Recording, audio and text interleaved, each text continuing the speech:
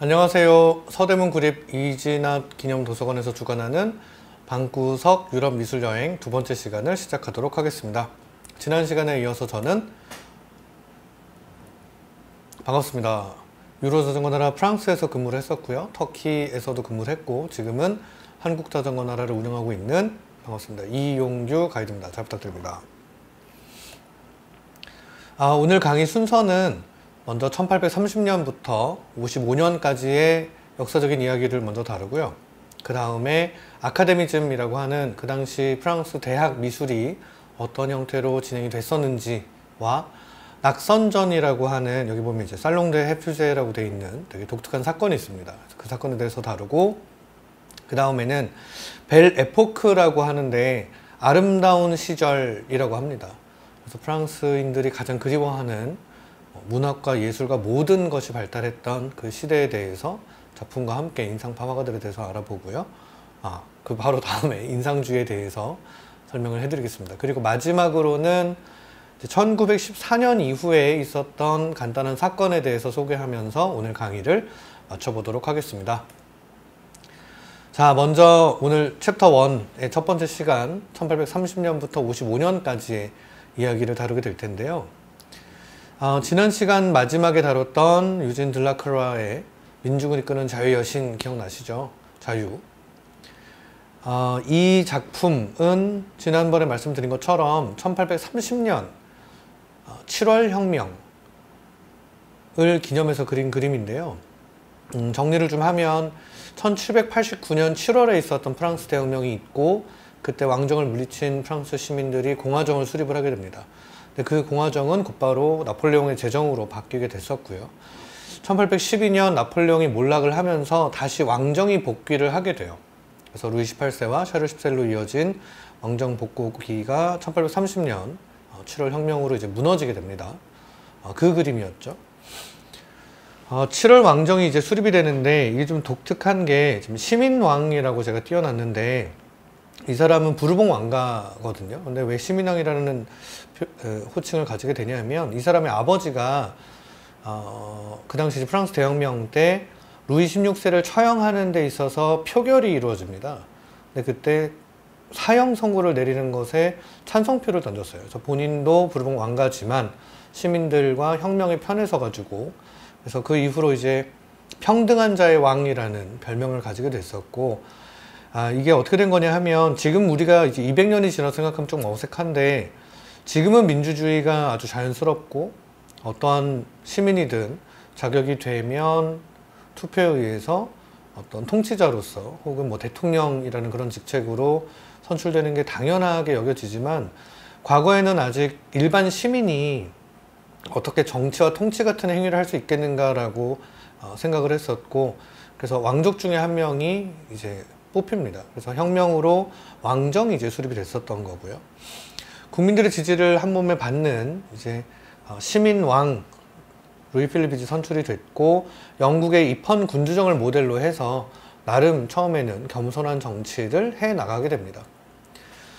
이 사람은 귀족제와 세습제를 폐지를 했고요. 그리고 나름 선거권을 확대를 했습니다. 근데 이게 지금 보면 좀 황당한 게, 왕정 복고기에 비해서는 선거권이 많이 늘었지만 전체 유권자라 그러나요? 국민의 몇 퍼센트가 선거권을 가졌을까요? 믿기지 않으시겠지만 1% 미만이 선거권을 가지게 됩니다. 이 시기에는 산업혁명도 프랑스에서 일어나게 되는데, 영국의 산업혁명이 반세기가 빠릅니다. 프랑스는 조금 늦긴 하지만 산업혁명이 시작이 됐고, 아이러니하지만 이 산업혁명을 통해서 프랑스는 빈부격차가 심해지기 시작했던 때도 이 시기예요. 이 시기에 활동했던 작가 한 명을 제가 소개해드리고 싶은데, 오노레 도미에라고 합니다. 근대미술의 태동을 이야기를 할 때 빼놓을 수 없는 화가고요. 부패한 기득권을 비판하는 캐리커처로 대중들의 사랑을 한 몸을 받았던 분이고요. 어떤 작품이었을까? 바로 이런 식의 캐리커처입니다. 되게 우스꽝스럽게 생겼죠. 이게 뭘까? 왼쪽에 있는 덩치가 큰 분은 가르강튀어라고 하는 16세기 프랑스 소설에 등장하는 거인 왕인데요. 그 거인왕의 얼굴 모습이 바로 이 당시의 루이 필립입니다. 일단 가르강투야라고 하는 괴물은 태어날 때부터 배고파 배고파 라고 외쳤다고 하고요. 한 끼의 가죽을 수천 마리씩 먹어 치워대는 소설 속의 어떤 괴물 인물입니다. 도미에는 루이 필립 정부의 세금 인상 정책에 반대를 하면서 이 작품을 주간지에 게재를 하게 되고, 그 당시 루이 필립과 국가에 대한 모욕이라는 죄목으로 6개월간 감옥에 갇히게 됩니다. 근데 이런 식으로 감옥에 갇혔다 나오게 되면 나와서 사람이 조금 좀 위축이 되거나 해야 될 텐데, 이 감옥 6개월 중 2개월은 감옥이었고 4개월은 또 정신병동이었거든요. 감옥에서 나온 뒤에도 도미에는 이 작업을 멈추지 않습니다. 다음은 그가 이제 감옥에서 나와서 했던 작업을 보여드릴게요. 뭐처럼 보이시나요? 제가 오늘은 약간 정말 원작의 이름을 그냥 정말 불어로 그냥 그대로 써놨는데, 어떤 사람들처럼 보이시나요? 어떤 특정 직업군의 모습을 캐리커처화한 거거든요. 밀라빈용으로. 누굴까요? 빠흘멍떼흐라고 되어 있는데 팔리아먼트 뭘까요? 정치인들입니다. 국회의원들. 그래서 좋아했을 거예요. 당연히 싫어했겠죠. 우스꽝스러운 모습으로 자기들이 이렇게 묘사를 하니까. 도미에는 이런 작업을 주로 했고요. 그래서 그 당시 이제 신진 예술가들의 엄청난 지지와 사랑을 또 한 몸에 받았던 이 해 1832년작인데요. 이 1832년에는 프랑스에서 또 한 번의 중요한 사건이 일어나게 됩니다. 봄에 창궐한 콜레라로 전국적으로 18,000명에 달하는 사람이 사망을 하게 되고요. 하층민들 사이에서는 정부가 우물에 독을 풀었다는 흉흉한 소문도 돌게 됩니다. 이 당시에 콜레라로 하층민들의 존경을 받았던 라마르크 장군이 죽게 되는데, 이 장례식을 계기로 시민들이 다시 한번 민중봉기를 일으키려고 시도합니다. 물론 이 민중봉기는 사실 실패합니다. 빈부격차가 해결되지 않았고 이전보다 살만해졌던 시민들은 그 혁명에 가담하지 않거든요. 민중봉기에. 그래서 정부 군대가 슬프지만 무력으로 진압을 해버립니다. 혹시 이 장면 어디서 보신 적 있지 않으신가요? 영화 레미제라블에 등장하는 장면이고요. 그 마지막 순간들이 바로 방금 말씀드린 1832년 6월 민중봉기를 표현을 한 겁니다. 이 민중봉기를 지켜봤던 빅토르 위고가 레미제라블을 쓰게 된 거고, 이 레미제라블은 저는 어렸을 때 그냥 아주 단순한 장발장이라고 하는 이야기로만 기억을 했는데, 나중에 제가 가이드를 하면서 공부를 조금만 해보니까 어마어마한 장편 소설이고요. 다 읽어보신 분들 계시죠? 거기에 있는 이 제목, 비참한 자들이라는 개념이 애초에 뭐냐면, 그 봉기에서 희생됐던 몇 명에 대한 얘기가 아니라 모두의 어떤 권리를 위해서 피를 흘리는 사람들이 있을 때 나와 당신은 어디에서 무엇을 하고 있었는가, 이 비참한 자들아 라고 하는 그런 개념으로 풀이가 되더라고요. 프랑스에서 6월 민중봉기가 있었던 바로 이 정확한 시기에 바로 옆에 있는 영국에서는 선거법이 또 개정이 됩니다. 하필이면 바로 옆 동네였던 프랑스의 7월 혁명의 영향을 받아서 영국이 선거법 개정을 통해 중산층들, 그러니까 산업자본가 중간 시민층에게 정치의 문을 활짝 열어젖힙니다. 그러면서 선거권을 6% 가까운 5.9%까지 확대를 하게 되고요. 그러다 보니 바로 옆 동네였던, 그리고 그 봉기의 또 주인공들이었던 7월 혁명의 당사자들인 프랑스의 산업자본가들의 불만은 더더욱 가중됩니다. 게다가 46년 무렵이 되면 유럽 전역에 흉년과 경제 불황이 또 겹치면서 모든 사회 구성원들의 분노가 임계점에 치닫게 됐고, 상황은 일촉즉발에 다다르게 됩니다. 1847년에 그려진 몰락기의 로마인들이라고 하는 작품이고요. 로마가 몰락한 수많은 이유 중에서도 특히 도덕적 타락이라는 부분을 다룬 그림인데, 이 작품은 출품 당시에 장엄한 구성, 웅장한 서사와 관능적인 기운이 감도는 그런 걸로 이제 찬사를 받기도 했었고요. 아카데믹한 어떤 대학 미술에서 추구하는 바를 잘 가지고 있다고 해서 인정을 받았고, 정부가 아주 비싼 가격으로 구입을 했던 그림입니다. 이 작가인 토마 쿠티르는 사실 공화주의자였고요. 이 공화주의자는 1847년 도덕적으로 몰락해버린 프랑스 정부를 비꼬는 그림을 그린 건데, 특이한 건 그 당시 정부가 이해하지 못했고 자기를 욕하는 그림을 큰 돈을 주고 사게 된 것이죠. 이 그림으로 쿠티르는 파리 미술계의 유명 인사가 됩니다. 그리고 그 아틀리에는 충만받는 젊은 예술가들이 이제 하나둘씩 모이기 시작해요. 아카데미 쪽을 대표하는 화가지만 고리타분한 방식을 제자들에게 강요하는 스승은 또 아니었고, 당시에는 나름 가장 자유로운 분위기를 자랑했습니다. 1850년에 이 쿠티르의 제자로 들어간 화가가 있습니다. 오늘의 중간에 등장할 주인공인 바로 에두아르 마네가 쿠티르 화실을 다닌 사람이에요. 그 얘기는 또 나중에 다시 해드리겠습니다. 그림 감상 한번 해보시고, 48년 2월에 파리에 있는 마들렌이라는 광장에서 선거권 확대에 관련돼서 공개 토론회가 이제 개최될 예정이었습니다. 근데 소요 사태를 우려한 정부가 군대를 동원해서 토론회 개최를 방해했고, 그동안 쌓였던 시민들의 불만이 한 번에 터져버려요.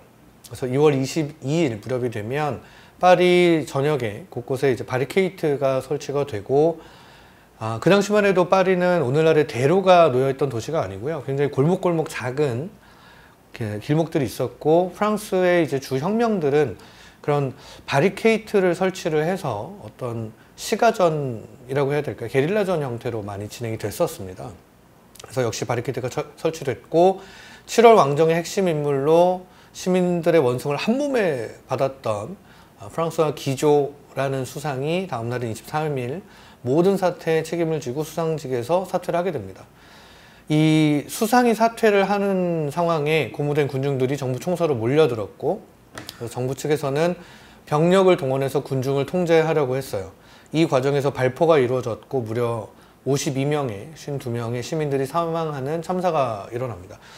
이 사태로 인해서 파리가 결국 다 들고 일어서게 되고, 파리 전역이 약 1500개의 바리케이트로 뒤덮이자 그 당시 루이 필립은 더 이상 버틸 수 없었고 결국 24일에 스스로 퇴위하게 됩니다. 그리고는 또 아이러니하지만 영국과 프랑스의 관계가 참 특이해요.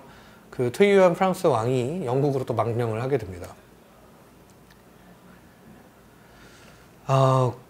공화국이라고 하는 그림입니다. 방금 말씀드린 그 48년 2월 전체 18년이라고 하는 시간을 지속했던 7월 왕정이 무너지게 되고요. 그 당시 개념입니다. 오늘은 조금 다른 개념일 수 있어요. 좌파 정치인들 중심이 된 임시정부가 수립이 됩니다. 하지만 민중들의 피로 쟁취한 공화정이었기에 정부는 여론의 눈치를 볼 수밖에 없었고, 혼란스러운 상황은 진정되지 않고 민중들이 원했던 것, 특히 노동자 계층이 원했던 정책들을 아주 급진적으로 수용을 하고 시행하게 됩니다. 오늘날로 치면 당연하게 여겨지는 내용들이지만 그 당시로서는 혁신적이라는 표현보다도 너무 급진적으로 받아들여졌던 게 노동조합의 허용, 근로자의 노동시간 제한, 그리고 노예제 철폐, 흑인 분들을 말씀드리는 겁니다. 와 같은 제도가 이때 시행이 됩니다. 하지만 이에 농민과 부르주아 계층이 의회를 장악하고 자신들의 이익에 반하는 노동자들이 모이는 직업 알선소를 또 폐쇄해버려요. 좀 특이하죠. 프랑스는 이 혁명의 역사가 정말 전 세계에서 특히 서양사에서 혁명하면 당연히 프랑스를 떠올리고 모든 모델이 프랑스에서 기초하다 보니까 이런 얘기들이 오늘 좀 계속 나올 거예요. 노동자들이 결국 6월에 무장 봉기하지만 정규군에게 진압이 되었고 이때 사상자가 10,000명이 넘었다고 합니다. 6월 봉기 이후로 계엄령을 선포한 이후에야 프랑스 사회는 좀 서서히 안정을 찾게 되고, 이에 새로운 정부를 이끌어 나갈 대통령을 뽑기 위한 선거가 12월에 일어나게 됩니다. 이 도미에라고 하는 사람의 작품은 이제 그 자유의 여신이라 그러죠. 그러니까 드라큘라 그림 기억나시죠? 거기 나오는 이제 그 자유라고 호칭되는 여신이 프랑스 어머니상 마리안느라고 하는 개념이 자기의 자녀들 자유평등 박애, 정확한 표현을 하면 이제 형제라고 부르는 게 더 맞다고 하는데, 그래서 자유평등 형제를 이렇게 이제 키워내고 있는 모습으로 표현을 했고요. 대통령 선거가 일어납니다. 그래서 부르주아가 중심이 되는 공화주의자들이 있었고, 아직은 세력이 약하지만 훗날 아주 큰 힘을 또 발휘하게 될 노동자 계층과 소수 지식인 중심의 사회주의자들이 또 있었고요.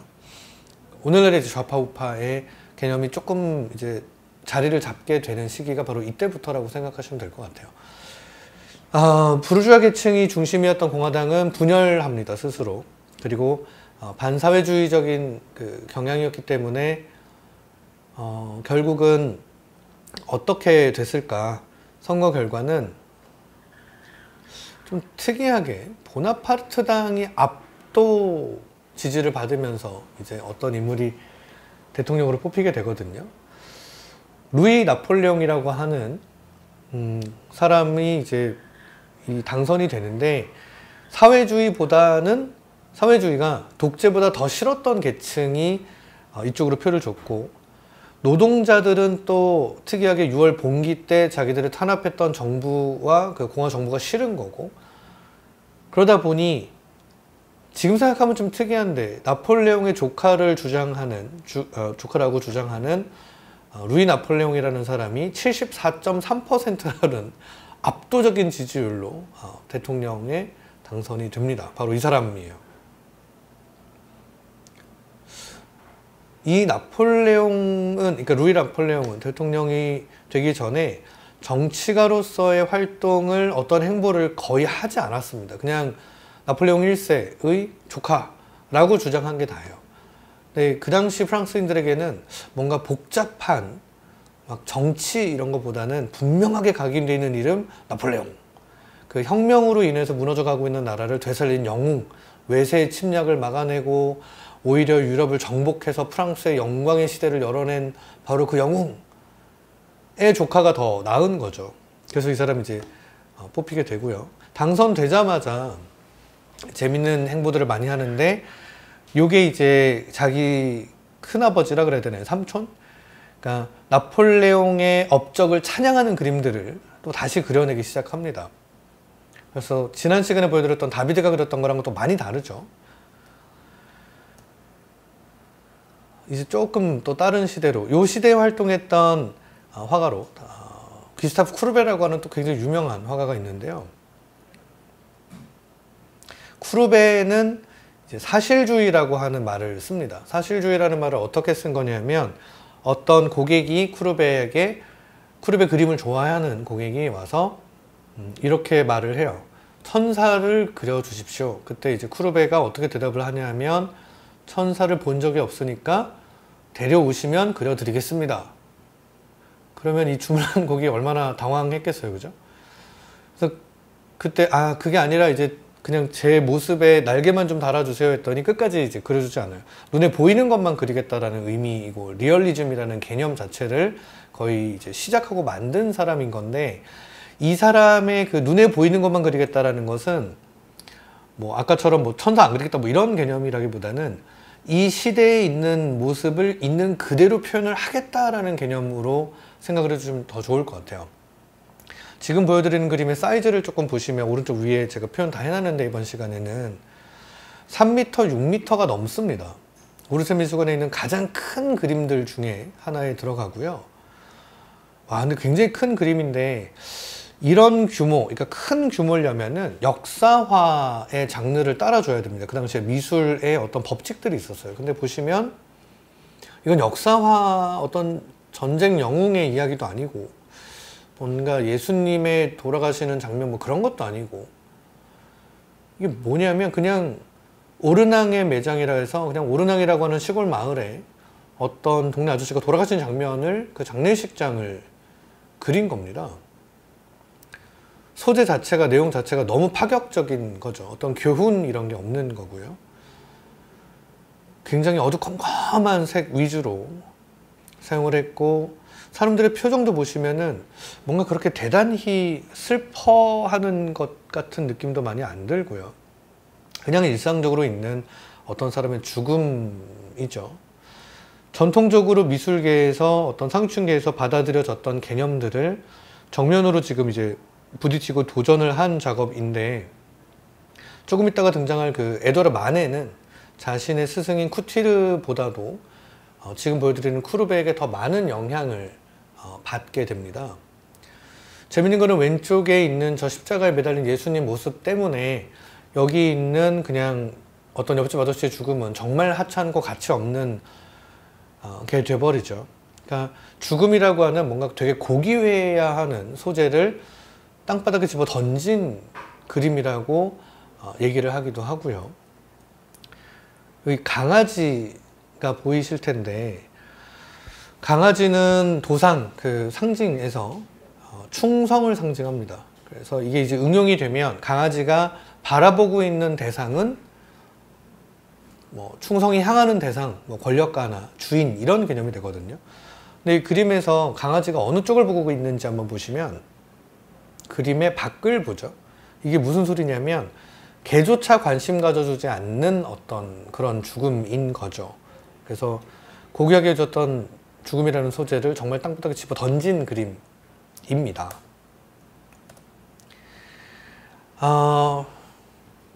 헌법에 의해서 4년 단임제 대통령이라는 개념이 이제 52년 말에 임기가 종료였는데, 이 보나파르트 나폴레옹의 후예이신 이 루이 나폴레옹은 51년 12월 2일 새벽에 의회를 해산하고 새로운 헌법을 공표합니다. 그래서 수많은 공화주의자들과 사회주의자들이 저항을 했는데 무력으로 그냥 멋지게 진압을 하고요.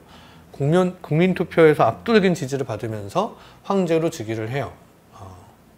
나폴레옹 집안이 그런 건지. 그리고는 1871년까지 무려 20년에 걸친 시간을 혁명의 나라인 프랑스의 통치자로 지낼 수 있었던 비결이 또 있겠죠. 그 얘기를 해드릴 텐데, 그건 바로 돈입니다.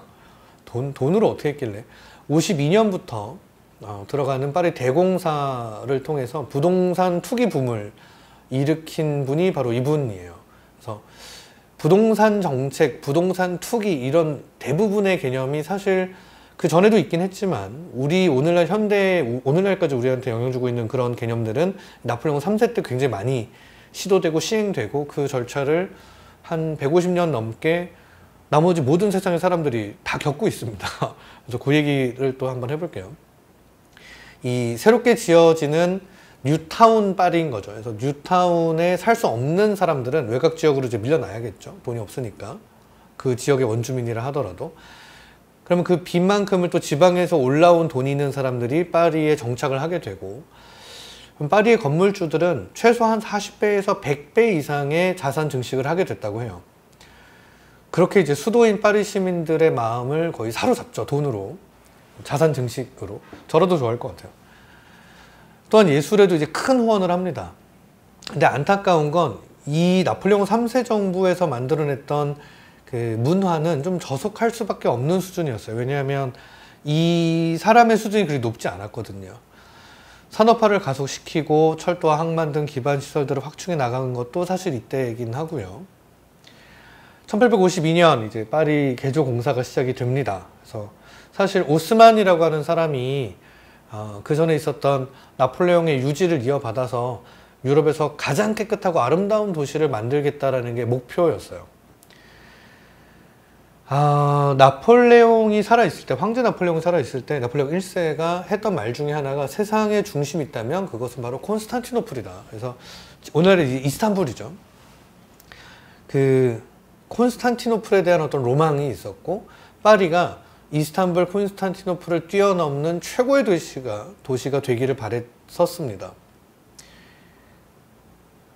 그 당시 파리는 굉장히 복잡하고 좁은 골목들로 채워져 있었어요. 이렇게 왼쪽에 있는 자료를 한번 보시면 도로가 되게 이상하죠, 길이. 지금도 이제 생미셸 광장이나 그 근처에는 이런 흔적들이 많이 남아있죠. 파리 제일 중심가에는. 하수 처리 시설도 사실 제대로 돼 있지 않았기 때문에 우리가 상상할 수 없을 정도로 더러웠다 그래요. 물론 지금 파리도 뭐 서울에 비하면 살짝 뭐 오줌 냄새 나는 정도긴 한데, 제가 그래도 파리 좋아하니까 살짝 나죠. 아주 살짝. 근데 이제 그렇게 해서 이제 아름다운 도시로 만들어가는 작업을 해서 이렇게 우리가 보고 있는 오페라 게르니의 구역에 그 이제 대로가 있죠. 이 대로 밑에 이제 루브르 박물관이 있겠네요. 파리 전체는 이 52년도에 시작되는 공사를 통해서 거대한 공사판이 됩니다. 일자리가 당연히 창출이 많이 됐죠. 그러면 이제 뭐 지방에 있는 혹은 파리에 살고 있는 노동자 계층들도 이제 수입이 또 늘어나고, 그래서 굉장히 정신없는 복잡한 그런 환경을 제공을 했고, 근데 여기엔 또 사실 다른 노림수가 있었는데, 아까 제가 바리케이트 설치했던 거 얘기 기억나시나요? 이렇게 혁명 때 이렇게 막고 이렇게 군대와 대치하는 그런 게릴라전 형태를 많이 했다고 하는데, 그런 걸 할 수 없는 도시를 사실 만든 거예요. 큰 대로를 뚫어서 바리케이트로 아무리 막아도 군대가 압도해 버릴 수 있는, 지금은 도로라고 하는 그 형태가, 이런 대로가 어떤 교통량이라든지 그런 것 때문에 굉장히 중요한 핏줄처럼 여겨지는데, 좀 다른 뒷얘기가 또 숨어 있었던 게 파리의 대공사라고 하네요. 도미에가 그린 캐리커처입니다. 무슨 내용이냐면, 맨 밑에 뭐 이렇게 써 있는데, 우리 한국말로 이렇게 좀 완전히 풀면, 아싸, 또 건물 하나가 철거되는군, 집세를 200프랑 더 올려야겠는데? 라고 하는 개념이에요. 그러니까 뭐냐면, 건물주들의 이제 자산 상식이 어마어마하게 일어났다 그랬죠. 상류층들, 특히 건물을 소유한 상류층들의 재산은 크게 불어났고, 이제 깨끗해진 도시에서 환영받지 못하는 좀 빈곤층들은 파리 외곽으로 이주할 수밖에 없는 거고, 그 당시에 강제 이주시키기는 또 조금 그렇죠. 그래서 파리의 북부에, 파리 바로 북부예요. 그쪽 구역에 면세구역을 설정을 해줍니다. 그쪽에서 살면 몇 년간 뭐 세금을 거의 내지 않아도 된다. 그래서 가난한 사람들은 세금 안 내도 되니까 다 이주를 해요.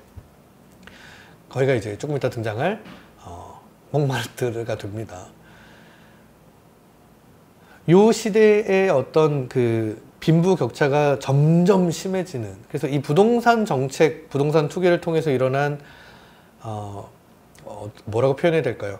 큰 노력 없이 얻은 부가 세습되고 또 다시 세습이 되면서 결국은 부르주아라고 하는 한때는 위대했던, 혁명을 일으켰던 지식인을 지칭했던 말이 우리가 들으면 뭔가 좀 부정적인 이미지도 있죠. 부르주아지 이런 개념이. 그래서 비꼬이는 세대가 되는 게 바로 이때예요. 이 19세기 중후반에 있었던 일들입니다.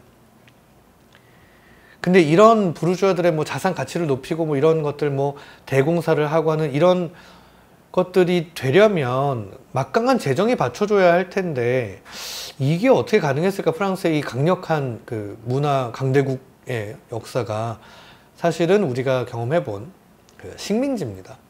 나폴레옹 3세 때 적극적으로 프랑스는 식민지 개척을 했고, 식민지에서 일어나는 그 엄청난 수입원들을 가지고 산업화를 이뤄내고, 우리가 병인양요를 겪었죠. 그것도 나폴레옹 3세에 치하합니다. 1966년에. 그리고 이게 재밌는 게 52년에 시작된 공사인데, 52년이면은 언제죠? 1차 아편 전쟁 딱 끝나고 10년 뒤 바로 고종 황제가 태어난 해기도 하고요. 그 당시 다시 파리로 돌아가서 19세기의 파리의 인구 변화표입니다. 21세기까지 보시면 30년 7월 혁명 때와는 다르게 2배 이상이 갑자기 급성장을 해버리죠. 그러면 이때 인구 과밀 현상으로 오는 필연적인 인간 소외 현상들을 불러오게 됩니다. 그러니까 거대한 스트레스를 사람들이 도시에서 살면서 받잖아요. 그러니까 그런 모든 대도시화가 이때 되게 심해지는 걸로 보시면 돼요. 여러 가지 그런 장애 현상들이 나오죠. 분노 조절 장애라든지 뭐 여러 가지가 있죠. 제가 이렇게 생각이 안 나요. 군중 속의 고독을 특히 더 많이 느끼게 된다든지, 뭐 일례로 시골에 살면 옆집에 사는 따님과 제가 결혼을 하면, 저 아직 장가를 못 갔으니까 결혼을 하면 되겠죠. 근데 그 마을 안에서 다 이렇게 살고 뭐 거기서 죽고 하면 되는데, 대도시에 오게 되면 내 주변에 굉장히 많은 사람은 존재하는데 대부분이 모르는 사람들이고, 그러다 보면 거기서 느껴지는 그 어떤 외로움이나 그런 감정적인 어떤 문제들이 이제 많이 생기게 되죠. 그래서 파리가 대표적으로 그 아픔을 가장 크게 많이 겪었던 19세기에 대한 얘기입니다. 아주 혼란스러운 시대에 대한 얘기죠.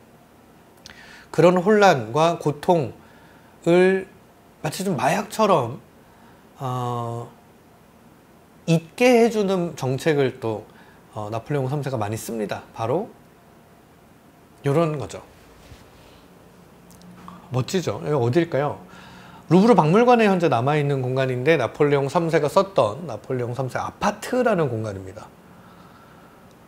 가보신 분들도 계신가요? 엄청 화려하죠.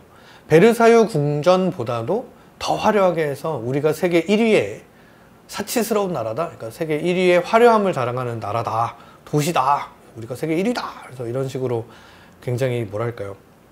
그렇게 중요하지도 않은 개념인데 사람들을 현혹시키는 우미나 정책이라 표현하죠. 그런 걸 많이 씁니다. 오페라 가르니의 내부입니다. 오페라 하우스. 히틀러가 파리 점령하자마자 가장 먼저 들어가서 봤다고 하는 자리가 또 오페라거든요. 파리 여행을 하신 분들은 기억나실 텐데 나중에 또 하실 분들은 샤르드걸 공항에 도착해서 이제 공항 셔틀을 타고 들어오게 되면은 정착하는 딱 정착지가 말이 생각이 안 나네요. 도착지가 오페라역이거든요. 그래서 이러한 화려함을 자랑을 하죠. 이때 유럽은 누가 더 사치스럽고 화려하게 부를 뽐내는가에 집중되어 있던 시절입니다. 그렇게 이제 눈에 보이지 않는 몰락이 시작이 되죠. 이런 걸 또 비꼬지 않았겠습니까? 쿠르베라는 화가가 자기 최고의 걸작으로 자화자찬했던 작품인데 화가의 아뜰리에라고 하는 작업이에요. 여기에는 지난 시간에 사용했던 어떤 도상, 특히 바니타스 회화 기억나시나요? 헛되고 헛되니 세상 모든 것이 헛되도다 라고 했던 그 요소들을 제가 좀 끄집어낼 텐데 일단 그림을 보시면 가운데는 화가가 있는 것 같고요. 뭐 해석하기 어렵죠. 오른쪽에 모델이 있고 왼쪽에 어린아이가 있고 다 뭐하는 사람들이고 이 장소가 어디고 이게 다 뭘까요? 모델은 서 있는데 그림에는 모델이 또 없고 동그라미 이렇게 생긴 요 사람은 샤를 보들레르라고 하는 아주 유명한 프랑스 시인입니다. 여기 오른쪽에 있고요. 왼쪽에 있는 네모에는 확대를 조금 해서 보여드리면 이건 누굴까요? 수염의 형태를 보시면 그 당시에 나폴레옹 3세를 표현을 한 거라고 하네요. 강아지가 개가 두 마리가 있는데 한 마리는 화가 쪽을 바라보고 있고요. 한 마리는 이렇게 올려다보면서 황제를 쳐다보고 있죠. 다른 요소들이 또 등장하는데 혹시 요거 기억나시나요? 해골. 종이의 글씨는 뭐였죠? 지식이 아무리 많다 한들 인간이 죽음을 피할 수 없다. 그런 개념이라고 했잖아요. 메멘토 모리. 근데 여기 있는 해골은 조금 다르게 쓰입니다. 일단 옆에 있는 뚱뚱한 부르주 아저씨가 있죠. 이 당시의 부의 척도는 배 두께예요. 그러니까 뭐냐면 육체 노동을 하지 않고 먹고 살 수 있는 돈이 많은 계층의 상징은 비만이었어요. 그러면 그 당시에 이제 미의 기준이 남자들한테 이 배의 두께라고 하니까 저는 사실 그때 살았어요. 그러면 좀 말랐었을 건가요?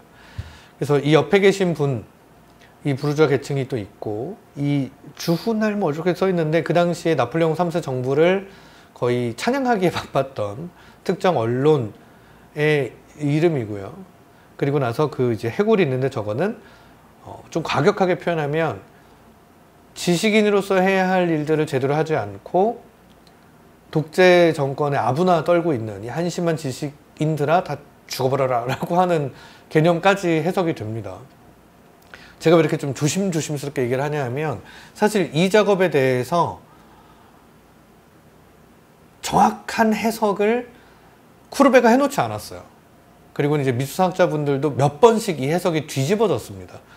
그래서 몇 년 전에 이제 오르세 미술관에서 발간된 책 내용을 가지고 또 저도 하고 있는 건데 아무도 이 그림에 대한 제대로 된 해석을 못하고 있는 와중에 그 당시에도 그래서 쿠르베의 형제 중에 한 명이 쿠르베한테 물어봤대요. 쿠르베야, 동생아, 도대체 네가 그린 그 그림의 의미가 뭐냐? 그러니까 그때 쿠르베가 답장을 한 게 있어요. 편지가 남아있는 게 있는데 거기에 뭐라고 되어 있냐면 내 그림에 왼쪽에 있는 사람들은 죽음을 먹고 사는 사람들이고 오른쪽에 있는 사람들은 생명을 먹고 사는 사람들이야 라고 써놨어요.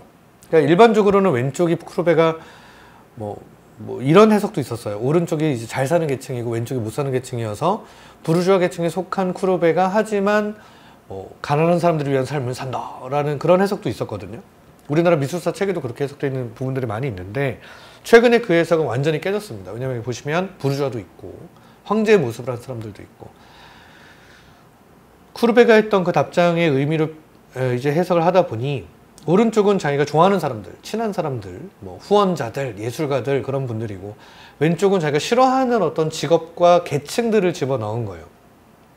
근데 그것보다는 이 그림의 좀 다른 내용은 뭐냐면 쿠르베가 크게 한번 이렇게 따볼까요? 나머지 요소를 그냥 막 지워보세요. 쿠르베가 한심한 황제와 이 통치와 이 문화를 손가락질하고 사태질하는 약간 그런 느낌 아닌가요? 조롱하는. 이 그림이 참 재밌는 건 나폴레옹 3세가 이 그림을 봤답니다. 근데 의미를 이해하지 못하고 그림이 좋군요 이러고 넘어갔대요. 만약에 제가 만약에 화가였다면 굉장히 통쾌하고 좋았을 것 같아요. 그래서 자기 인생 최고의 걸작이라고 표현했던 게 그 이유가 아닐까. 그리고 저는 여전히 또 학자분들이 만들어 주실 새로운 해석들을 이렇게 또 기다리고 있는 게 바로 요 쿠르베의 작품입니다. 자, 이 쿠르베와 동시대의 사람이고요. 쿠르베와 당연히 알던 사이고, 근데 쿠르베가 굉장히 비판했던 화가가 있어요. 바로 이 사람입니다. 프랑스와 밀레. 우리가 그토록 좋아하는 밀레인데, 밀레는 같은 가난한 계층의 삶을 표현을 하지만 다르게 표현을 했어요. 어떻게? 이렇게. 이 그림에서 여기 있는 농민들이 막 이런 힘들고 더러운 나쁜 세상 막 이렇게 막 분노를 표출하고 이런 느낌으로 보여지지 않죠. 너무 평화롭고 조용한 어떤 농촌의 모습, 평화로운 그런 모습으로 그려졌는데 이 이삭 죽기는 구약 성서의 내용을 베이스로 하긴 합니다. 어떤 의미냐면 땅에 떨어진 이삭을 줍고 있는 사람들이에요. 수확이 다 끝난 후에. 그래서 그림 보시면 밀레 그림은 특이한 게 어떤 특징이라고도 할 수 있는데요. 지평선이 그러니까 땅이 전체 그림의 한 3분의 1을 차지합니다. 보통은 하늘을 더 많이 그리잖아요. 그 땅이라고 하는 자리에서 일어나는 노동의 어떤 숭고함, 태고부터 있었던 노동 행위에 대한 어떤 숭고함과 자기 가족들도 다 농민들이다 보니까 그런 표현을 많이 썼는데 저 뒤에 보시면 오른쪽에 보면은 말을 탄 사람이 이렇게 지시하고 있고요. 이렇게 보면 수확을 하고 있네요 지금. 그럼 이분들은 그들이 수확한 땅에 떨어진 이삭을 먹고 주워 먹어야 되는 극빈층의 삶을 다룹니다. 하지만 거기는 뭐 어떤 부조리나 분노나 이런 게 느껴지지 않죠. 다음 그림 또 한번 볼까요? 만종입니다. 너무 유명한 그림이죠. 만종이라고 하는 개념은 아침, 점심, 저녁 기도 중에 저녁 기도를 뜻하는 거고, 고된 하루 일정을 마치고 오늘 하루도 일용할 양식을 주셔서 감사합니다 라고 하는 그런 감사 기도 드리는 장면을 표현을 한 건데요. 쿠르베랑 많이 다르죠. 쿠르베, 밀레 요 두 화가는 같은 시대를 살았고 같은 소재를 다루긴 했지만 자기의 가치관에 따라서 완전히 다른 방식으로 표현이 되어 있네요. 밀레라는 화가를 우리가 한번 짚고 넘어가 보면 우리는 밀레를 왜 이렇게 좋아할까요? 밀레는 어떤 영원한 주제, 그러니까 시대성이 없죠. 그러니까 그 시대, 사실주의와는 거의 반대편에 있는 내용이라고 보면 좋을 것 같아요. 종교라고 하는 개념이 어떤 시대와 공간에 국한된 개념은 아니다 보니까, 그리고 농민의 삶은 특히 도시를 살아가는 사람들한테는 그리운 자리죠. 꼭 가서 쉬고 싶고. 그래서 이때부터 이미 사실 인정을 받았고 돈을 벌었던 화가고요. 오늘날까지도 전 세계 많은 사람들, 특히 도시에 살고 있는 많은 사람들에게 위로를 주는 그런 그림이 이제 밀레인 것 같아요. 자, 넘어가 볼까요? 벌써 40분이라는 시간을 보냈네요. 앵그르입니다. 앵그르라는 화가가 그린 샘이라고 하는 작업인데, 요 샘은 제가 그림 자체를 막 디테일하게 들어간다기보다 오늘 제가 그림을 좀 많이 준비했거든요. 그 당시 아카데미즘이라고 하는 개념이 어떤 형태로 이루어졌는지를 설명해 드리고 싶어서 참 잘 그렸죠. 그냥 조각 같은 어떤 그림을 참 이쁘게 잘 그렸어요. 요 그림도 보시면 너무 잘 그렸죠. 수태고지를 이제 표현한 건데 깨끗하게 선명하게 너무 이쁘게 잘 그려졌네요. 와, 이건 정말 사진 같지 않나요?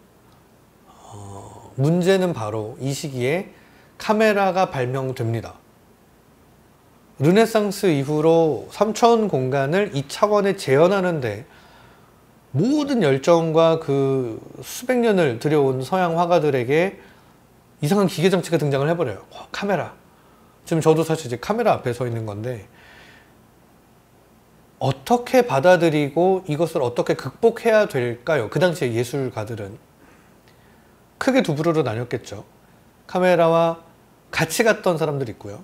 카메라를 활용하려고 노력했던 사람들이 있고 카메라를 그냥 모른 척하고 무시했던 사람들이 있어요. 지금 보여드리는 아카데믹은 카메라를 모른 척하고 무시했다기보다는 오히려 어떻게 표현해야 되나, 카메라와 싸운 사람들이죠. 새로운 기술이 등장을 했는데 받아들일 능력이 준비가 안 됐던 거죠. 능력이 안 되는 게 아니라. 그러다 보니 또 그림은 이런 식의 취향으로 또 흘러갑니다. 저번 시간에 보여드렸던 로코코랑 또 좀 느낌이 비슷하지 않나요? 이런 식으로 빨개 벗고 있는 남자 여자들이 나오면 보통은 그 시대의 어떤 특정 고객들의 취향이 반영된 경우가 많습니다. 약간 보기 이쁠 수도 있고 아니면 제가 좀 이상하게 보는 걸 수도 있고. 너무 이쁘죠. 이런 형태의 그림 중에서 이제 문제가 되는 그림이 등장을 합니다. 로 바로 들어갈게요. 바로 알렉산드르 카바넬이라는 화가가 그린 이 그림입니다. 비너스의 탄생. 1863년작이고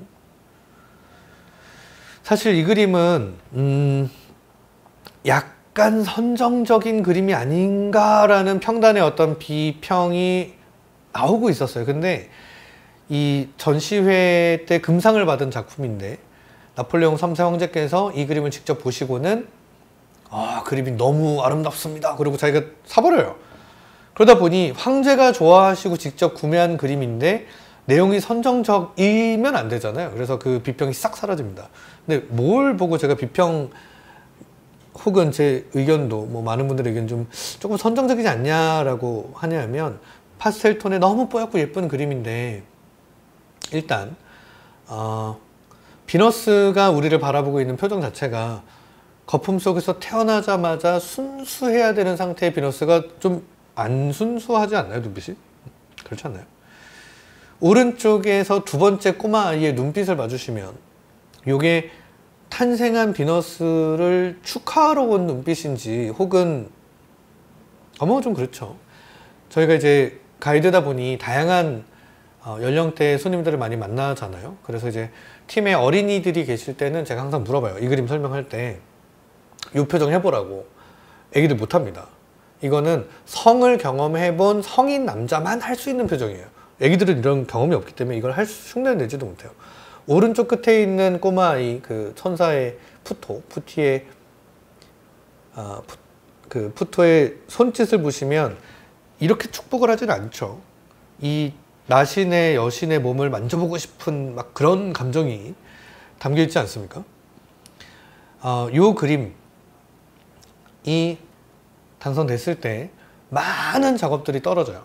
그 당시에 1000여 명의 작가들이 5000여 개 이상의 작품을 출품했는데 다 떨어지고 어떤 특정 몇 명의 이제 작품들만 상을 타게 되는데 그게 이제 과거부터 있었던 미술계, 예술계의 부정인데 요때 그게 되게 드러나게 된 사건이에요. 그래서 이러다 보니 이제 화가들이 동시에 너무 많은 화가들이 이제 떨어졌고 수상자 목록을 보니 또 A대학 교수님, B대학 교수님, 제자, 수제자, 어쩌고 저쩌고 이런 그 특정 집단들끼리 다 상을 나눠 먹은 거예요. 나눠 가진 거예요. 그러다 보니 이제 거리로 뛰쳐나왔고 군중들이 바라볼 때는 뭔가 사회에 불만이 많은 세력이 있는 거고 그러면 독재 정권이니까 그 당시 황제가 볼 때는 이걸 어떻게 해야 되나요? 막 무력으로 지답을 해야 되나요? 우리 좋은 황제 폐하신데? 그럼 안 되죠. 모두의 의견을 다 들어줘야 이게 또 오래 유지되잖아요. 그러니까 저 떨어진 화가들, 그러니까 저 불만이 가득 찬 저 사람들은 뭐가 불만인가 물어보니 떨어진 게 불만이랍니다. 그때 황제께서 아주 좋은 현명한 해결책을 내시는데, 그래? 그럼 붙여줘라. 그래서 떨어진 화가들끼리의 전시회가 바로 이거예요. 살롱 데 헤퓨제 1863년. 미술사에 다시는 오지 않을 굉장히 재밌는 사건이 이때 일어나게 됩니다. 떨어진 화가들은 울며 겨자 먹기로, 그게 문제가 아닌데 구조적인 문제죠. 근데 이제 전시회에 출품을 했어야 되는 거고, 대중들도 거기에 이제 참여를 해서 보고, 역시 우리 황제폐하는 아령도 넓으시고 뭐 이런 분위기였겠죠. 자연스럽게 넘어갈 수 있었는데 문제가 생깁니다. 바로 요 놈이죠. 오르세 미술관 5층 최상층에 이제 에스컬레이터 쭉 타고 올라가시면 거의 한 두 번째 방인가요? 제일 처음 임팩트 있게 정면을 우리를 딱 바라보고 있는 워낙 유명한 그림, 바로 에두아르 마네의 풀바디의 점심입니다. 아주 큰 논란이 있었던 그림이죠. 떨어진 그림, 수많은 그림들 중에 이게 전시가 돼 있었고, 사람들이 처음에는 반응을 보이지 않다가 이제 한 명, 두 명 이 그림의 이상한 점을 찾게 되죠. 그러면서 이런 비평들이 쏟아집니다.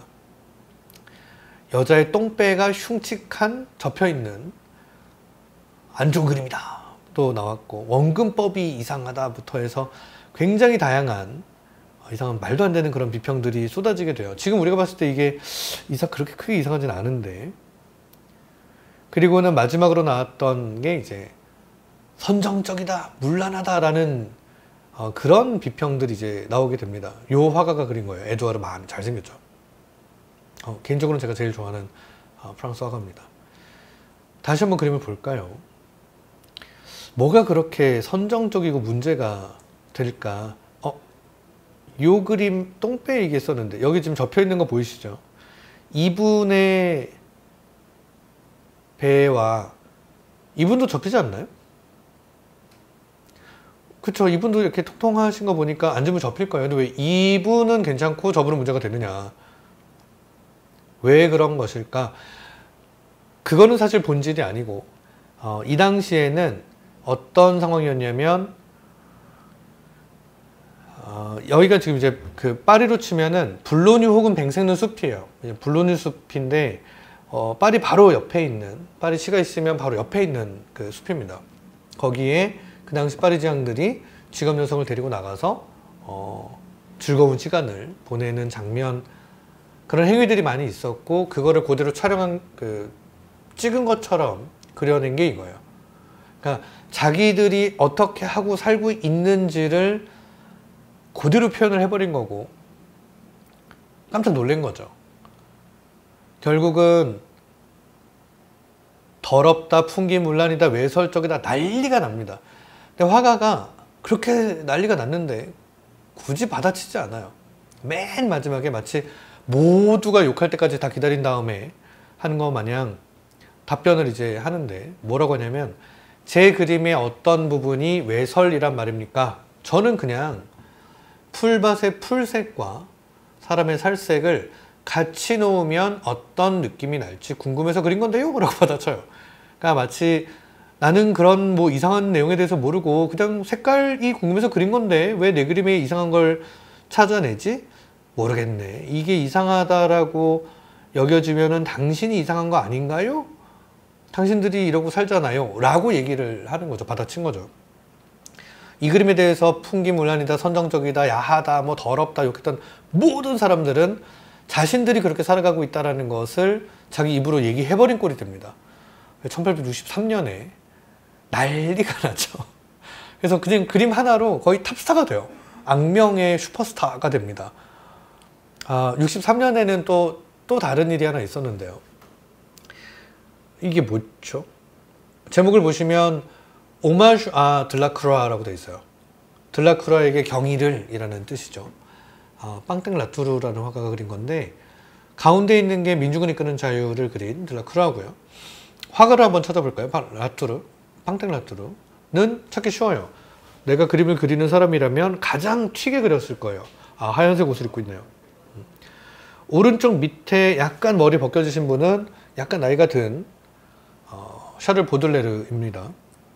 보들레르한테 이렇게 살짝 기대고 있는, 좀 되게 친해 보이죠. 저 사람은 누굴까가 바로 에드와르 마네입니다. 그래서 이 집단에서도 중요한 인물들이 많이 등장을 하는데 마네가 어떤 위치에 있는 것 같아요. 그죠? 그래서 드라큘라에게 경의를 이라는 작업에 마네도 모델로 섰네요. 재밌는 건 드라큘라 사후에, 드라큘라는 그 전에 이제 제리코라는 사람이 있었죠. 뗏목 그렸던 그 사람의 정신을 드라큘라가 이어받고 평생을 걸어갔다면, 이 드라큘라가 걸어갔던 길에 그 이후를 이어받은 게 이제 미술사에서 보면 마네가 됩니다. 그래서 그런 흐름, 근대미술의 흐름이라는 개념을 잡아낼 수가 있고요.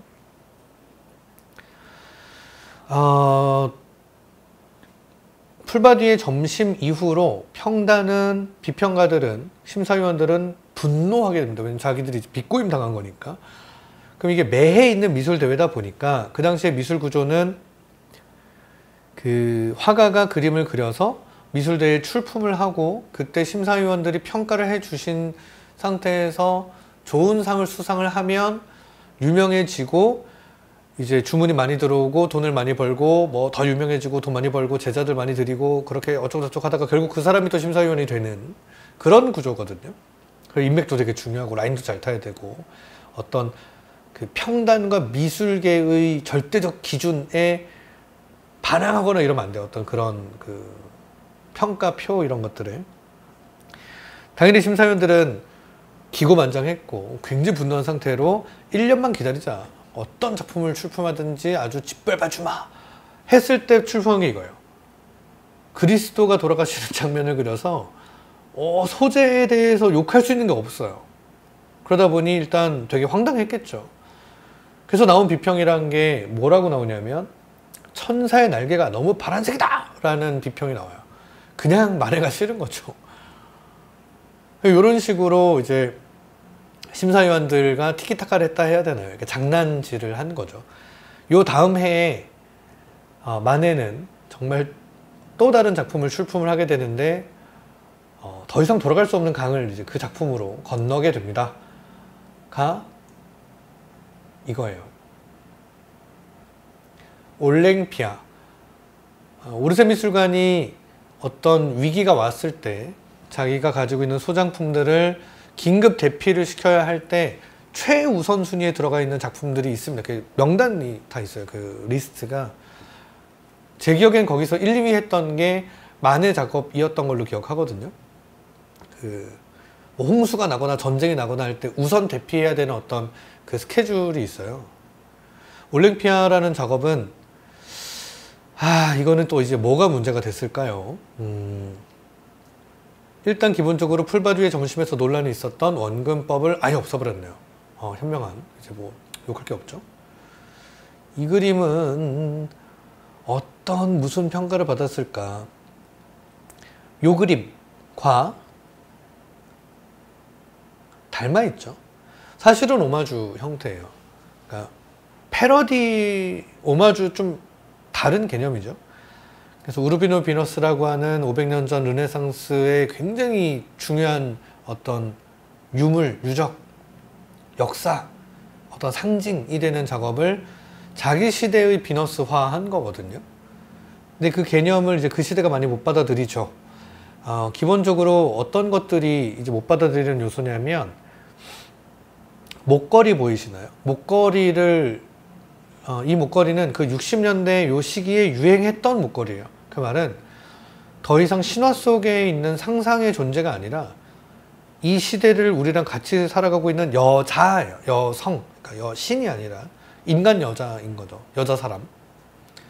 그러면은 이게 좀 대놓고 알몸을 즐길 수 없는, 저쪽 여신은 뭐 여신이니까 벗고 있겠지인 건데 사람이 벗고 있다고. 그러니까 혹시 지금 보고 계신 분들 중에 여성분들이 계시면 여러분이 이러고 있다 그러면 좀 이상하지 않을까요? 그러니까 그렇게 받아들이게 되는 겁니다. 그리고 나면 신발을 신고 있죠. 신발을 신었다는 것은 옷을 입고 있다가 벗었거나 벗긴 게 돼요. 그러니까 어떤 행위가 드러나기 때문에 이건 또 야한 거예요. 좀 그림이 좀 특이하네요. 그리고 올랭피아라는 말 자체가 그 당시에 유행했던 직업 여성들의 이름입니다. 여기 있는 목걸이, 팔찌, 연인과의 어떤 상징으로 그 당시에 많이 썼던 거고요. 손을 보시면 어떤 중요한 부분을 살짝 가린 게 아니라 손을 이렇게 틀어서 시선이 그쪽으로 많이 가게 만들었죠. 그러니까 이게 어떤 효과냐면, 뭘 그렇게 은근슬쩍 보냐, 그냥 보고 싶은 부분은 이런 거 아니냐라는 개념인 거고요. 꽃다발이 이렇게 큰 게 이게 뭐가 문제가 되냐면, 여러 가지 의미가 있습니다. 뭐 역사화가 있고, 뭐 종교화가 있고, 인물화가 있고, 그 다음 단계로 뭐 정물화가 있고, 뭐 이런 개념으로 풀이하는 경우도 있는데, 그게 아니라 더 대놓고 직접적인 그 사람들이 꽃다발을 문제시했던 거는, 지금 흑인 하녀분이 그 이제 노동자죠. 거기 이제 사창가에서 일하는 분이 앞에 있는 고객분이 서비스를 잘 부탁한다는 의미로 보내준 비싼 꽃다발이에요. 그러니까 이거는 홍등가를, 사창가를 출입했던 그 당시에 부르주아 남성들은 너무나 당연하게 알고 있었던 내용인 거고, 뭐 여성들은 몰랐겠죠. 이 그림은 결국 그림을 보러 온 일반적인 부르주아 남성들이 혼자 오지 않아요. 남자들이 미술관 혼자 안 가죠. 수많은 여성들 대동해서 그림 설명해주면서 막 되게 있는 척 하고 지식 자랑하고, 그리고는 거기 이제 같이 다니는 동행하는 여성분들이랑 또 눈이 맞아가지고 뭐 밤에 잘 놀던가 말던가 뭐 그런 형태로 미술관을 즐겼던 때거든요. 고급 어떤, 요즘도 아직 예술을 향유하는 계층이 우리도 많진 않잖아요. 그러니까 뭔가 예술을 향유한다 그러면 되게 있어 보이는 그런 게 있죠. 그때나 뭐 우리나. 그런데 그런 어떤 젊은 잘 모르는 여성분들 모시고 비너스를 설명하면서, 벗고 있는 비너스 설명하면서 또 앞에 같이 있는 여성의 알몸도 상상하고 또 여성분들도 또 상상하고 이렇게 되면서 뭐 이런 관계예요. 근데 이런 장면을 본 적이 없다 보니까 물어보는 거죠. 저 여자는 누군가요? 했을 때 뭐 비너스고 이렇게 풀어야 되는데, 그게 아니라 뭐라고 해야 되나요? 어젯밤 새벽 4시까지 저랑 같이 놀았던 분입니다 할 수는 없잖아요. 그래서 그 부르주아들이, VIP들이 분노하게 됩니다. 정말 격분하게 되고, 더 이상 이 화가는 혼자 감당할 수 없는 지경에 이르러요. 그때 마네의 편을 들어주는 사람이 등장을 합니다. 바로 에밀 졸라예요. 기억나시나요? 프랑스에서 가장 버르장머리 없는 사람, 에밀 졸라. 죄송합니다. 제가 너무 그냥 1시간 동안 훅 떠들고 있다 보니까 좀 재미있으시라고 유머를 한번 해봤어요. 에밀 졸라가 이렇게 얘기합니다. 이 작업을 보고, 제가 어제 요즘 우리 사회에 이슈가 되고 있는 에두아르 마네시의 작품을 드디어 봤습니다. 저는 큰 충격을 받아서 그 자리에서 주저앉았습니다. 드디어 새로운 예술이 태어났고 우리 모두가 바로 저 예술가를 따라가야 합니다. 극옹호의 찬사의 찬사를 날려줍니다. 그러면 지금까지 마네를 쭉 비판했던 수많은 사람들은 이제 둘로 나뉘어야 돼요. 에밀 졸라를 좋아했던 사람들은 에밀 졸라가 옳대. 그러면 그래 그러고 넘어가야죠. 어떻게 해요, 그죠? 그리고 막 욕했던 사람들은 이제 에밀 졸라랑 싸워야 돼. 에밀 졸라는 그 당시까지는 막 정말 엄청난 유명세를 가지고 있는 상태는 아니었지만, 이 사람의 유명세가 그냥 나온 건 아니죠. 대단한 통찰력과 그 어떤 사회 정의를 외치는 목소리도 나중엔 당연히 중요한 거고, 글빨이죠. 말빨. 약간 결국은 에밀 졸라의 논리와 싸워서 많은 사람들이 전사합니다. 그래서 에밀 졸라가 그 공을 해줬고, 마네가 고마워서 에밀 졸라를 마네의 화실로 초대했고, 그렇게 해서 요 그림이 그려집니다. 그래서 보시면 여기 지금 우측 상단에 에밀 졸라가 약간, 아니죠, 에밀 졸라가 올랭피아가 되게 이렇게 살짝 미소를 머금은 채로 에밀 졸라를 내려다보고 있죠. 에두아르 마네의 피리 부는 소년입니다. 제가 예전에 유럽 여행 카페 사이트에서 저희 이제 고객분들도 다 같이 야경 투어 무료로 진행할 때 피리 부는 소년을 제 가이드 명으로 썼는데, 그 작업이네요. 이 작업은 또 왜 사람들이 그렇게 싫어했을까? 그러니까 마네는 그냥 싫은 거예요. 일단 싫은 건데 왜 이렇게 또 우리가 볼 때 너무 이쁘고 좋은 그림인데 여기에 표현된 어떤 예쁜 색감 그런 걸 받아들이는 시대가 아니에요. 피리 부는 소년이라고 하는 어떻게 보면 극빈층의 삶을 그림화한 거죠. 우리가 알고 싶지 않은 어떤 현실, 뭐 조금 옛날 얘기지만 뭐 코로나로 이제 모두가 또 힘들어하는 시대가 왔으니 예전에 이제 IMF 때 자기가 잘못해서가 아니라 환경이 너무 달라져서 시대가 국가가 상황이 안 좋아져서 정말 멀쩡하게 사업 잘하고 계시던 분들이 서울역 그쪽으로 뭐 가신다거나 하는 그런 모습을 우리는 알고 있지만 그 내용을 보고 싶진 않죠. 뭐 드라마의 소재나 영화의 소재로 보고 싶진 않죠. 다큐멘터리인 거잖아요. 알고는 있지만 알고 싶지 않은 내용에 대해서 마네는 많이 소재화하고 그림으로 작업을 합니다. 그냥 싫은 거예요. 이런 걸 다루는 게. 그래서 그 당시에 되게 많이 욕먹었던 그림이고요. 사실 이때까지도 에두아르 마네의 얼굴을 아는 사람은 많지 않았어요.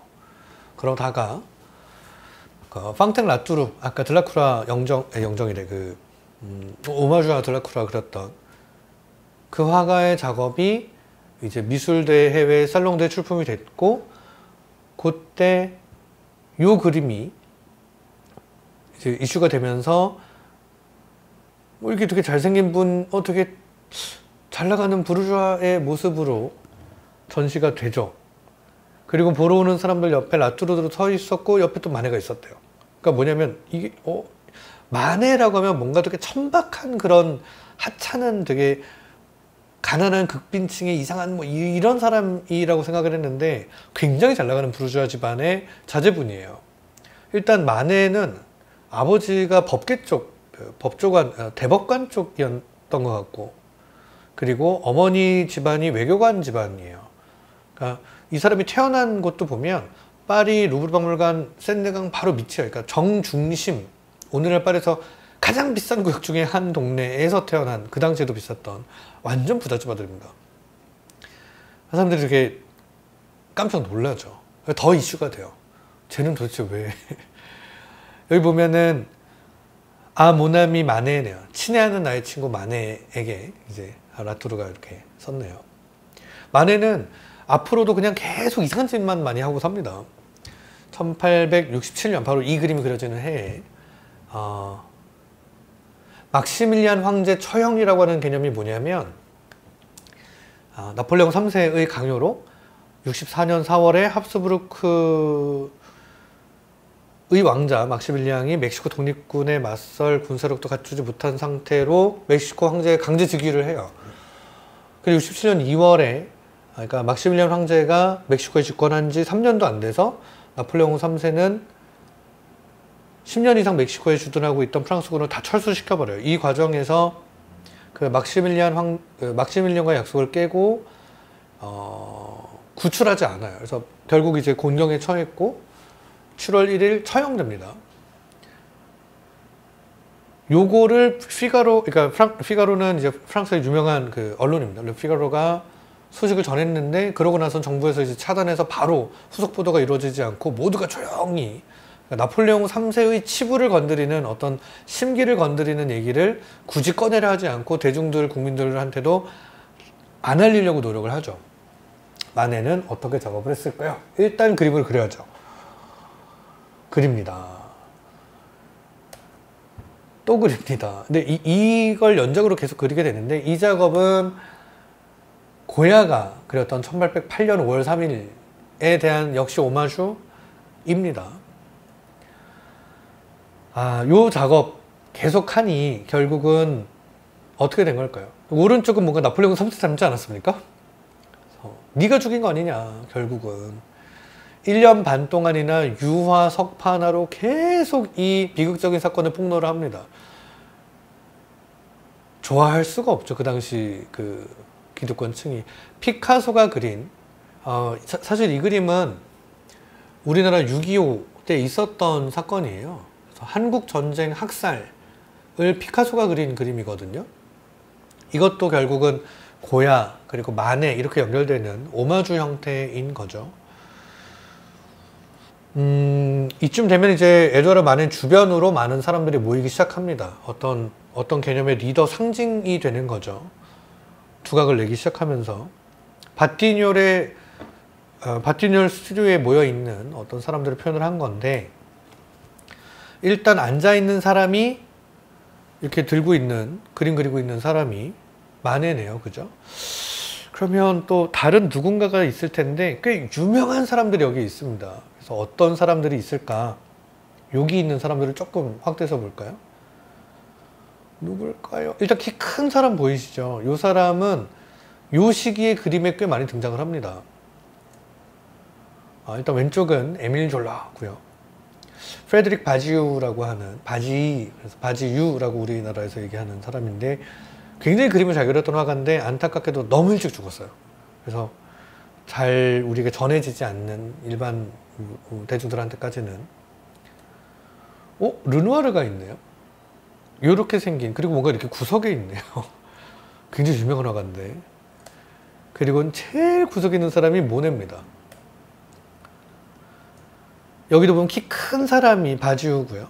그 앞에 약간 짝다리 짚고 뭐 그림이 뭐 이래저래 이렇게 얘기하시는 분이 이제 마네예요. 그러니까 둘이 실력으로 봤을 때는 조금 라이벌 관계입니다. 마네랑 바지우가 그림 굉장히 잘 그렸대요, 바지우가. 근데 안타까운 게 이 바지우는 잠시 뒤에 전쟁이 일어납니다. 프랑스와 프로이센의 전쟁이 있게 되는데, 그때 정말 중요하지도 않은 쓸데없는 이상한 전투에서 29살의 나이로 사망을 해요.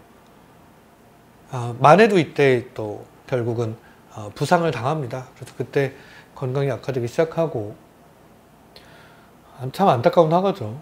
바지우라고 하는 화가도.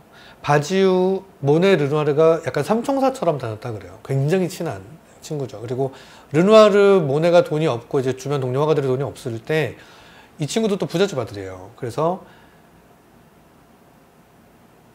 자기 아뜰리에서 활동할 수 있게 해주고, 자기 집 아버지한테 친구들 그림도 좀 사달라고 하고, 그리고 이제 계속 아카데미에서 떨어지고 비난만 사고 성공하지 못하다 보니까 바지우가 가지고 있던 꿈이 있었어요. 뭐냐면, 그 심사위원들, 옛날 저분들한테 심사를 굳이 받지 말고 우리끼리 돈 모아서 작업 하나 해가지고 전시회 해서 그냥 대중들한테 직접 평가를 한번 받는 기회를 만들어 보자. 우리끼리 우리끼리만 한번 하자.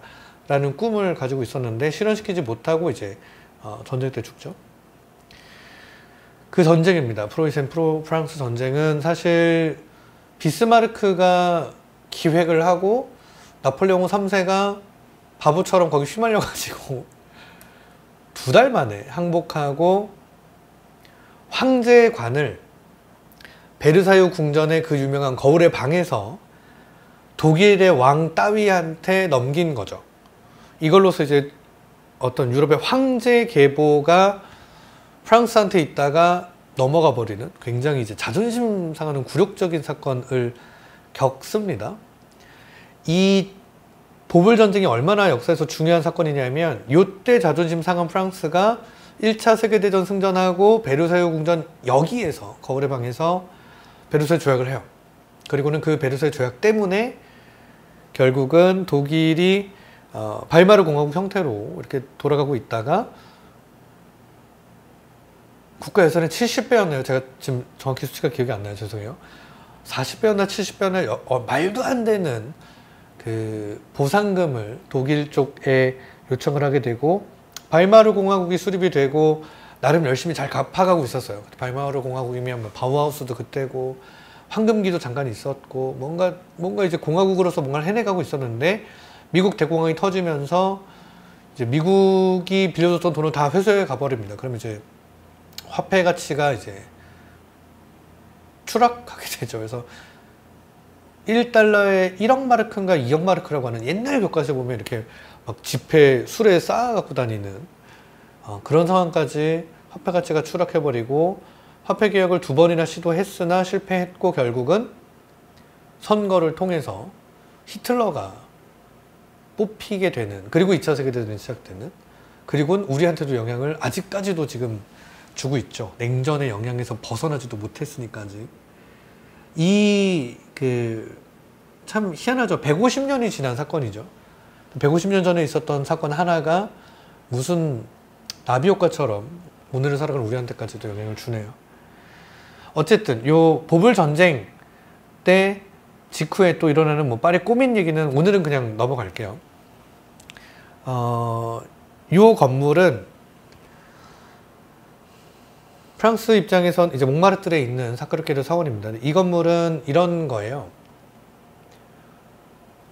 정치를 가장 첨예하게 대립하고 혁명 일으키고 죽이고 서로 또 정권 바뀌고 하면서 사회주의 경험해보고 자본가들 경험해보고 또 엎치락 뒤치락하고 막 계속 했던 게 이때까지의 프랑스죠.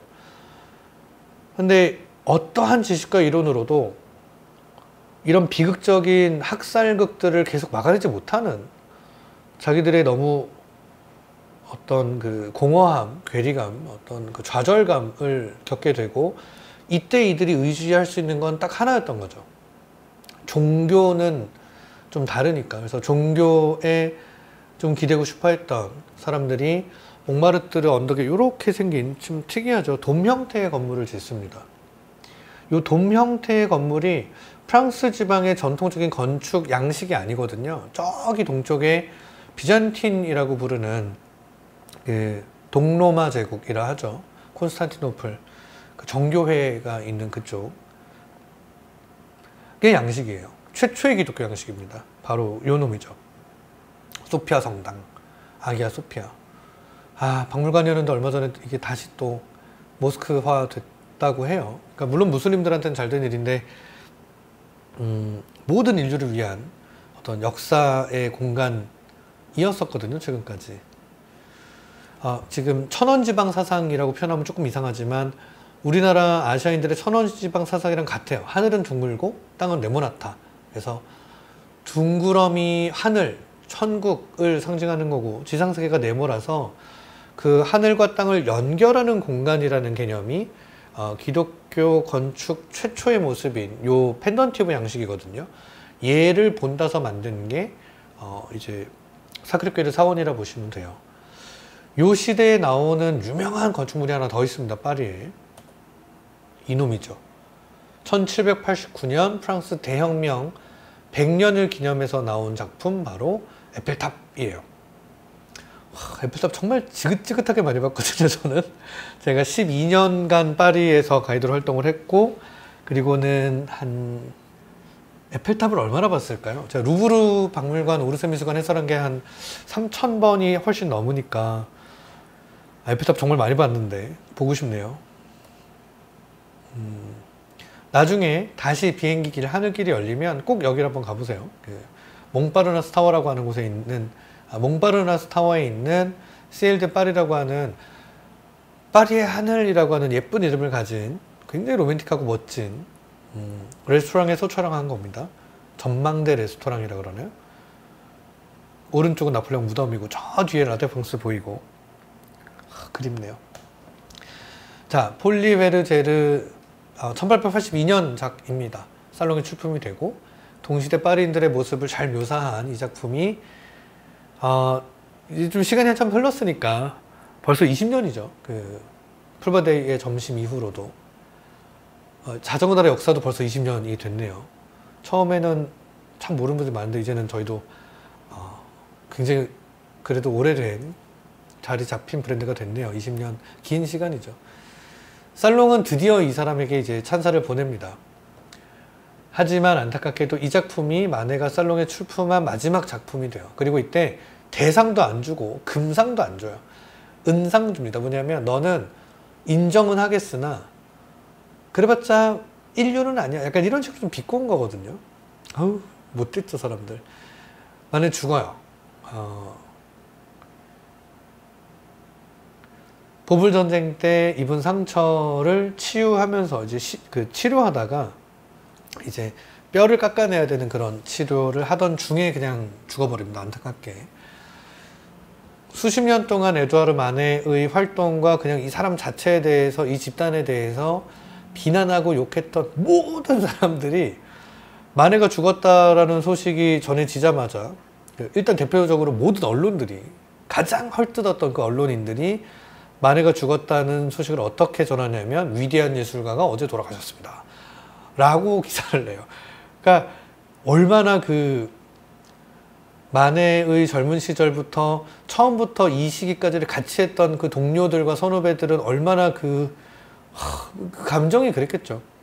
에밀 졸라가 추도식 서문을 자기들끼리 따로 하면서 어떻게 쓰냐 하면 이렇게 써요. 역사가 순환하는 것은 얼마나 비참한 일인가. 왜 대중은 영웅이 죽은 후에야 그를 찬양하는가. 그래서 미술사에 천재들이 많이 있습니다. 다양한 천재들이 있죠. 근데 미술사에서 영웅이라고 불리는 사람들은 거의 없어요. 그래서 오늘 요 근대미술이라고 하는 장르를 정의를 조금 해보자면, 중간 정리를 해보자면, 과거에는 고객이 주문하는 거에 맞춰서 제작을 해야 하죠. 근데 뭔가 쿠르베부터는, 제리코도 그랬고, 화가가 자기가 하고 싶은 얘기를 그냥 하겠다라는 개념으로 이게 바뀌게 됩니다.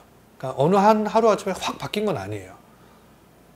시간이 오래 걸리면서 어떤 그 선구자적인 역할을 했던 분들이 계셔 죽었기 때문에 미술이라고 하는 장르가 굉장히 하위 개념이었죠.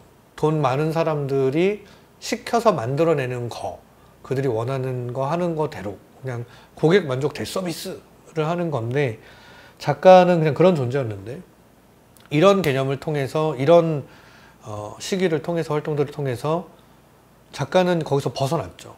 내가 하고 싶은 말 하고 살겠다라든지, 이 대중과 오늘날 현실, 현대에 일어나고 있는 동시대의 것들을 훨씬 뛰어넘어 버리는 개념을 먼저 앞서서 얘기를 하는 수준까지 가 있죠, 지금은. 그 딱 중간 교차점에 있는 사람들입니다. 대표적으로 이제 에밀 졸라가 좋아했던 그 마네인 거고요. 지금까지 딱 1시간 20분 정도 진행이 됐는데, 저희가 1시간 반 강의잖아요.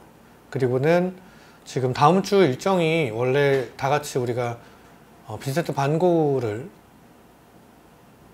외부에 나가서 보기로 했는데, 아시겠지만 코로나 상황이 지금 많이 안 좋죠. 그래서 다 같이 모이는 거는 힘들 것 같고, 그래서 빈센트 반 고흐까지의 이야기를, 그러니까 요 다음에 나오는 마네를 추종했던 마네 비트, 사실 인상파들이거든요. 모네, 드가, 르누아르 뭐 이런 사람들의 얘기에서부터 빈센트 반 고흐까지를 다음 3번째 강의 때 한 번에 쭉 모아가지고 또 1시간 반의 시간에 하는 것으로 일정을 바꾸도록 하겠습니다.